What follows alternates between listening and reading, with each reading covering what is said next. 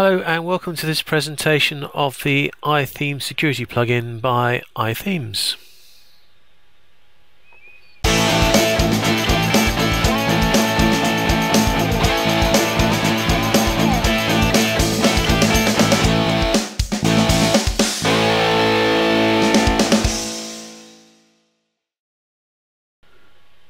I'm sorry, but I'm going to have to be rather hard and rather forceful on this. If you don't understand security, this is indeed a great place to start. It is a good plugin to get you secure to a reasonable degree. But when you're securing a site, you could inadvertently secure yourself from the site too, in which case you're in pretty big trouble. So you want to make sure you do not lock yourself out. I'll say it again, you want to be careful not to lock yourself out. Very embarrassing and not very good at all.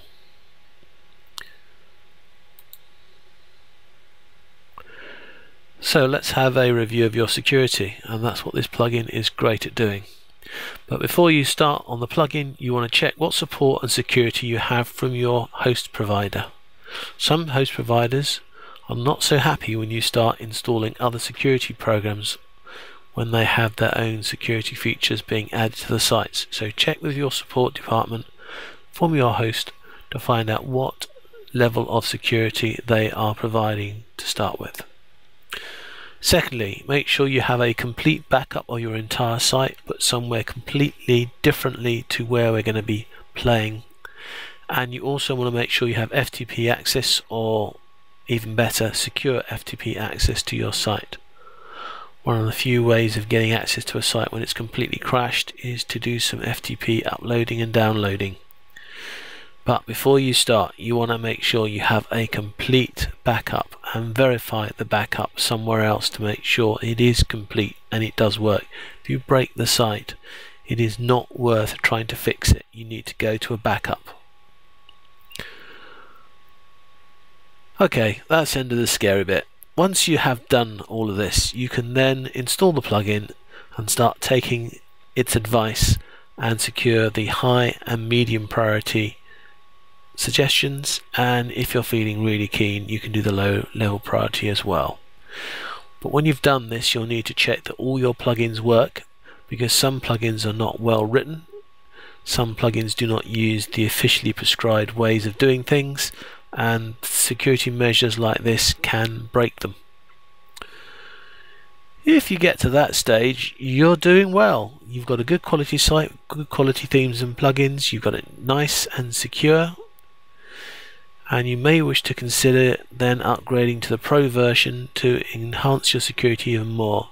But backups are best, because whatever you do, if somebody can read your site, somebody else can break it. There is no such thing as a secure site.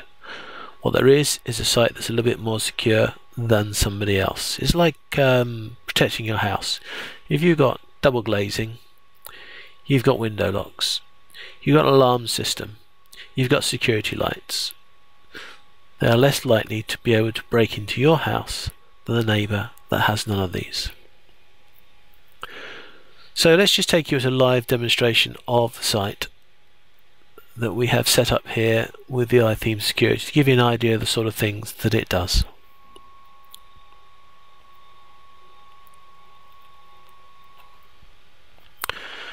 This is more or less what you will see once your system has had the plugin installed. If you're in a multi-site network, by the way, which is what this demonstration site is, this installs on the main admin. So the first thing that the program suggests you do is you temporarily whitelist your IP. This is an override by the system, so that if you're inadvertently locking yourself out of the system for 24 hours, the Ithemes plugin will allow connections from your IP address regardless of what's going on everywhere else. I also suggest you watch the video walkthrough, because it's well worth listening to, give you more of an idea of the security. And these are the areas which the system has already identified for my site, and it's likely you're to see almost identical list as well. So these are things that are wrong. So first of all, the admin user exists. So the basic admin user that you have when a site is installed still exists. The reason they don't want this is because hackers know about this admin user and will target it. Login area is not protected from brute force attacks. So standard WordPress, you can just keep guessing passwords forever. This will give you a chance to protect from passwords being guessed forever. Your site is not performing any scheduled backups. Now they want to you to use Backup Buddy, which is their backup solution, but the system is not seeing any backups being done. So again, you want to force that.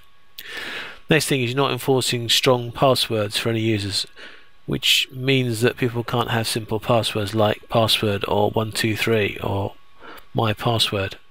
This is a good idea.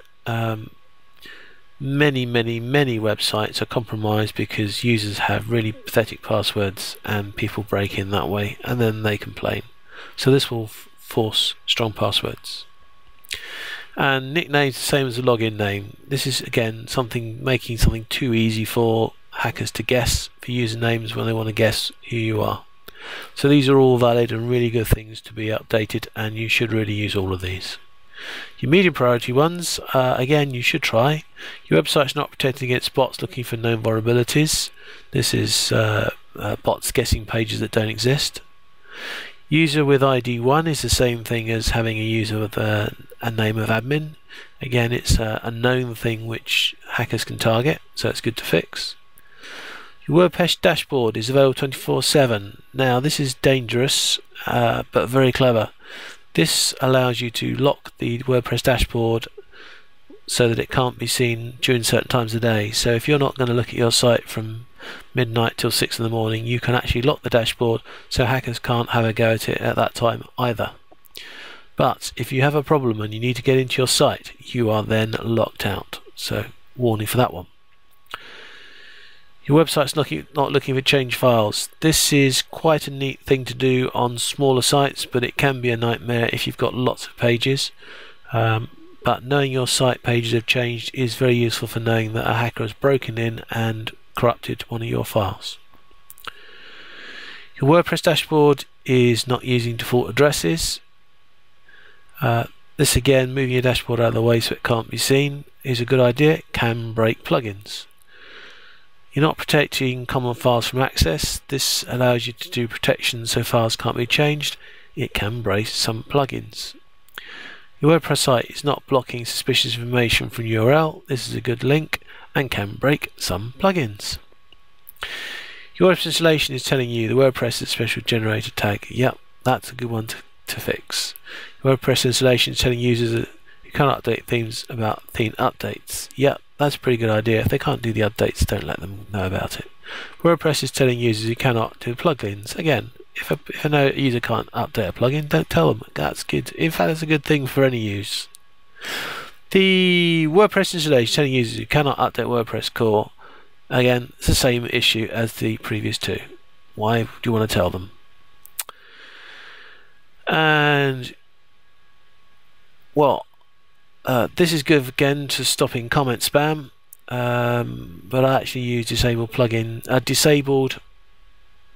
comments plugin, which turns off comments all completely, so I don't tend to worry about this one. Next one, XML RPC is available in your WordPress installation. If you don't need this for your plugins, and most of the time you don't, again, you can fix this. Users can execute PHP from an uploads folder. You shouldn't allow that, so that's good. Fix that one. User profiles without content are publicly available. Yeah, this again allows people to guess who you are as a user and break in, so that's quite good to fix. Your database table is the usual WP_ prefix. It's a good idea to change that as well, because then people can't guess, but it can break some plugins. So you can understand from here that there are some good things to do, but there is a potential for quite a few of them they can break plugins, and a warning if you think you can do this and then undo it. It is difficult to undo some of these changes, which is why if it goes wrong you want to go back to a backup. These low-level ones, again, they're a good idea to do because they will stop people. First one's good. This allows you to stop people which are known as known banned people. WordPress salts are the encryption keys. It's a good idea to change those. If you can do a secure connection, then a secure connection to your dashboard is a great idea. If you don't have secure connections, don't enable this. Disable directory browsing, again, is pretty good. Can break plugins, but very rarely. You're not blocking extra HTML requests. Yep, that should be okay, but it can break some plugins. WordPress site is not blocking non-English characters. If you're happy for that to be limited, then yep, run that one. Your installation allows long URLs. Yeah, you can fix that one, but it can possibly break plugins if they're passing long URLs back to the system. These files are writable. Yep, you should fix that, and it shouldn't break plugins. Plugins shouldn't really be going to those normally anyhow, unless they're security plugins. WordPress installation is publishing the Windows Live writer header. You shouldn't need that for plugins. Fix it. WordPress installation is publishing the really simple discovery. You probably don't need that, so fix it. Users may still be able to get version information from plugins. Yeah, you can fix that, although that annoys me because I have a plugin which is a plugin for my browser which tells you what plugins you're using on your website. So if you fix that, I can't spy on your website to see what you're using. However, it's also good to hide that because people that know about vulnerabilities in certain plugins will target sites with those plugins, so good idea to hide. Don't worry about me, I can find out otherwise. Users can edit plugins and themes directly from the WordPress dashboard. No, you shouldn't need to do that, so once the system's locked down there's no reason why you can't fix that. Your version of jQuery is not sorted. This is because old versions of jQuery will cause problems. Probably best to fix that one. Your login page is giving out unnecessary information about failed login. If somebody tries to guess your login and it fails, don't tell them it fails, just ignore them. So fix that one. You should rename your WP content directory of your site. This is an excellent thing to do because hackers know where it goes, but it can, and I've seen it break a lot of plugins that are remembering that that's where the directory is, where they expect to be, and not checking with the server. And these things down here are the file permissions which you want to change.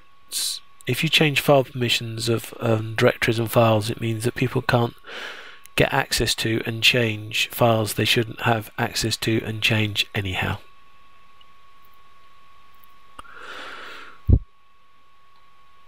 Now there is an advanced section to this, but I don't believe that this plugin should be used first of all by those people. I think it should be used by the people that don't have so many understandings. So for that reason I'm going to leave this presentation at this point and say again, back up your system, verify your backup, make sure you can restore your site in the event of it all going wrong, make sure you are doing regular backups, then employ this plugin. It's a good plugin for securing your site, but you'll need to check all your other plugins are compatible after all the changes have been made. Otherwise, restore to your backup and go back to there. Okay, that's the end of the live demonstration. It was a live demonstration and not a training, and although I've given you my advice about what I think is good or bad, I don't know what your site is, and please do not take any of this as a guarantee that your site will work. My experience is that quite a few plugins do not work with this package properly, and then you have to decide whether it's the security package that's more important than the plugin, or vice versa.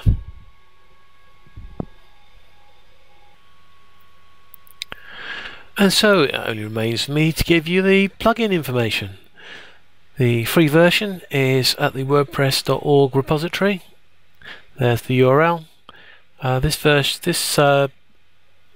was updated very recently, over 600,000 users, and the free version is obviously free, and the premium version starts at $80 for supporting 2 sites.